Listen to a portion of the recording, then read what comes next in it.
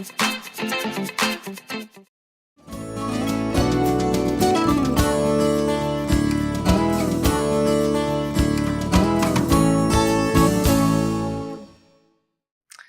everyone, this is CryptoBud here for today. In today's webinar, I'm going to talk about one very simple and important thing which has been on my mind the last couple of times.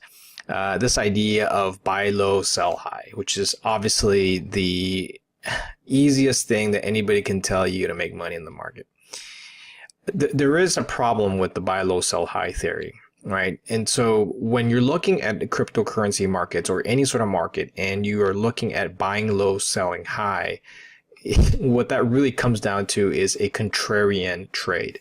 Now, what is a contrarian trade? A contrarian trade is when you are basically buying when people are selling and you are selling when people are buying.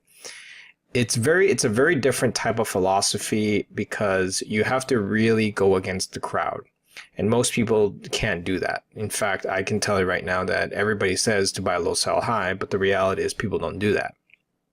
Now, I'm going to tell you right now that that's the best way to make money, obviously, is to get into a position when you get in very cheap, either through an ICO when the coin is very, very cheap, or when it's a stock when it's extremely, extremely undervalued. And there's a lot of different strategies in which you can go about doing that. But the fundamental flaw with this theory is not so much about entering at the right price. The fundamental problem is that it's the conviction to hold on to a position that keeps on going lower. Now, there's also another strategy that most people don't really think about, and it's what I call the FOMO trade, or call momentum trading. What that comes down to is buy high and sell higher, or sell low before it goes lower. And so this, in my opinion, I think is a more sustainable and more realistic one than the buy low, sell high. Because yes, you can buy low, sell high on certain trends, but it's just as simple as buying it when coins are cheap, because you also run into problems when the coins can actually go to zero, or literally when they're scam coins. An example I like to give here is like BitConnect, right? So if you take a look at BitConnect as an example, and let's just say you are a believer of that, and you look at the chart and you begin to buy low, sell high, then it's a very easy case where you can lose all your money. Now in crypto is a little bit different because most of the cryptocurrencies are riding on what it calls sentiment. And so sentiment really overrides this because there's no way to value these cryptocurrencies. If I take a look at what a cryptocurrency is worth, it's almost impossible to tell because they have no revenues, they have no earnings, and in fact, they have realistically no business model. And the only thing they have going for them is the community and also what the founders are doing to be able to provide sort of coverage for that coin. Now, in the equity market, it's a little different story because in that specific case, there are real earnings tied to the underlying asset. And what that comes down to is proper valuation models that go with it. So you can actually extract out valuation prices for these to some extent. Obviously, predicting the future is very difficult to do, but nevertheless, you have some certainty in the actual underlying asset. So most of the time I employ a combination of looking at market psychology, and I also look at specifically the momentum. Now, people are probably going to say you should probably buy cryptocurrencies at a low price right now because they are low. And that is correct. There is definitely a sense right now of what I call disbelief and despair. In fact, picking bottoms right now, it's probably the most popular thing to talk about. But the problem with that is that you don't know how long the crypto market will take to rise. Now, I've said in my channel a couple of times about where I think Bitcoin can go. I also have put time frames in there, but that's not a guaranteed.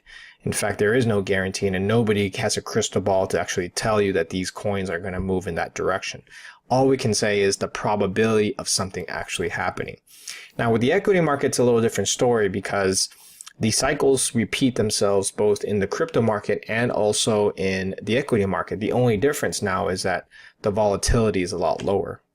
So when you're looking at possible trading pieces, it's very easy to say you should never buy an asset when it's overvalued. And again, you have to figure out what that price really indicates, because to someone who says it's overvalued, it could mean different things. It could mean that the PE ratio, or the price to earnings ratio for a stock, is at an all-time high. Or it could mean that the underlying business is not generating enough cash flow that it wouldn't warrant that price.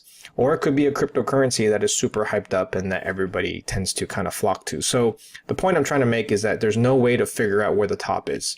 To somebody who might say it's overvalued, to someone who says it might be a bubble, could mean the difference between 1 day or 2 months. Now, I also want to mention that last year, back in 2017, when Bitcoin was hitting all-time highs in October, November, people were already calling it a bubble.